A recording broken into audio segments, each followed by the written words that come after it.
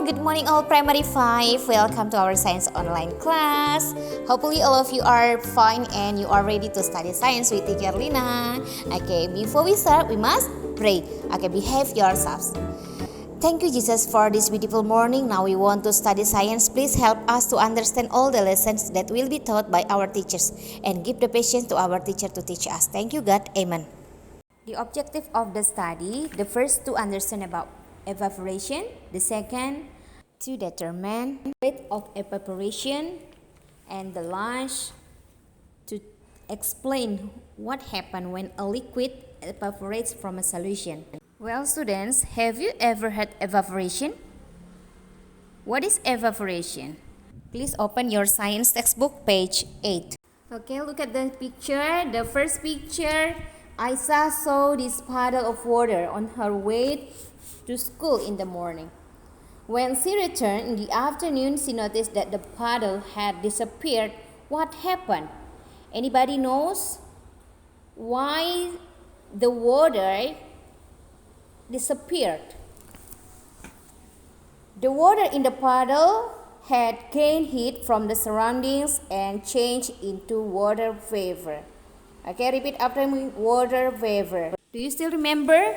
Water vapor is water in the gaseous state. So, evaporation is the change of liquid into a gas. Well, I want to ask you, do you still remember our previous lesson? We studied about boiling and melting. If you still remember, the change of liquid into gaseous at its boiling point is called, yeah, you're right, boiling. So, boiling and evaporation are similar but not same. The similarity, the process from liquid to gas.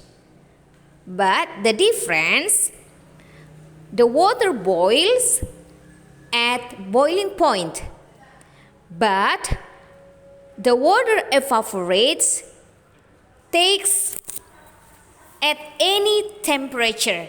Jadi tidak ada titik didih kalau di penguapan. Jadi bisa dia menguap dengan suhu tidak terbatas, ya. Tidak dibatasi oleh titik didih. Bisa dia menguap kapan saja. Sampai di sini sudah bisa membedakan antara evaporation dengan boiling kan nak? Okay, now let's see the example of evaporation in our everyday lives. First, wet clothes dry by evaporation. Have you ever dried your clothes? And the second, perspiration on our skin dry. Jadi keringat di kulit kita itu bisa kering dengan penguapan. The third, anchovies. Anchovies is a kind of fish, ikan teri. Nah, tadinya ikan teri itu kan basah, jadi kering. Okay? And the last, perfume. When you spray on your skin, is it wet? Your skin? Yes. Ketika kamu menyemprotkan parfum di kulit kamu, kamu merasakan basah, berarti itu air, ya, berbentuk air. Lalu akan hilang, akan kering, ya. Karena apa? Karena sudah mendapatkan panas dari sekelilingnya. It gains heat from the surrounding and changes into water vapor. Next, page 12. What affects the rate of evaporation? Apa yang mempengaruhi kecepatan penguapan? How quickly evaporation takes place is known as the rate of evaporation. So what is the rate of evaporation? How quickly evaporation takes place. The rate of evaporation depends on the following. Okay, the first, the temperature of the surrounding. For example, wet clothes dry more quickly on a hot day than a cool day. The temperature in a hot day increases the rate of evaporation. The second, the presence of wind. Dengan adanya angin, ya. Wet clothes dry more quickly on a windy day than when the air is still. Jadi ketika banyak angin atau anginnya kencang, lebih cepat penguapan daripada yang anginnya tetap, ya. And the last, the surface area. Luas permukaan, ya. For example, wet clothes dry more quickly when they are spread out than folded. Jadi, kain basah lebih cepat kering ketika dibentangkan, spread, daripada dilipat. Next, page 14. What happens when a liquid evaporates from a solution? Okay, this picture shows piles of white solids. Do you know what these white solids are?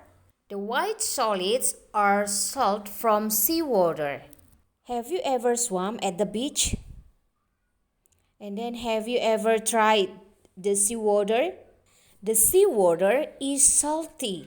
So the seawater is a solution. Jadi air laut itu adalah larutan.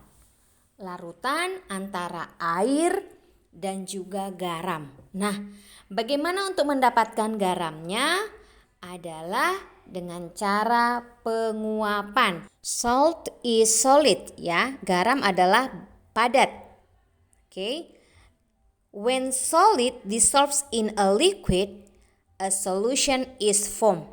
So, solution is a mixture formed when a solid dissolves in a liquid. Jadi, larutan itu adalah campuran yang terbentuk ketika zat padat larut di dalam zat cair. Well, students, it is salt. We will make solution. Kita akan membuat larutan, ya. Apakah garam larut di air? Okay, we see this. Here it is, the solution. Okay, solution is solid dissolves in liquid. Nah, ketika zat padat larut di zat cair.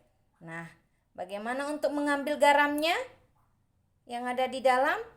Caranya adalah dengan evaporation, ya, penguapan. The solution, lalu teacher memanaskan larutan tadi di kompor sebagai pengganti cahaya matahari. Apa yang terjadi? The salt is left. Jadi garamnya tertinggal. Nah, dari pengamatan ini kamu bisa perhatikan dengan temperatur yang tinggi, garamnya besar atau kecil? Kecil, ya, halus, ya. Now page 15. Raj and Lily want to find out whether the two methods will result in salt crystal of different sizes. Raj dan Lily ingin mengetahui apakah dua metode akan menghasilkan garam dengan ukuran yang berbeda, different sizes. Raj leaves the salt solution by the window. Nah, si Raj meninggalkan larutan garam di balik jendela dan membiarkannya menguap. Sedangkan si Lily memanaskan larutan garam itu dengan menggunakan hot plate. Nah, tadi teacher sudah buat percobaan Lily sih sebenarnya di awal. Hasilnya adalah ketika menggunakan temperatur yang tinggi, hasilnya small crystal.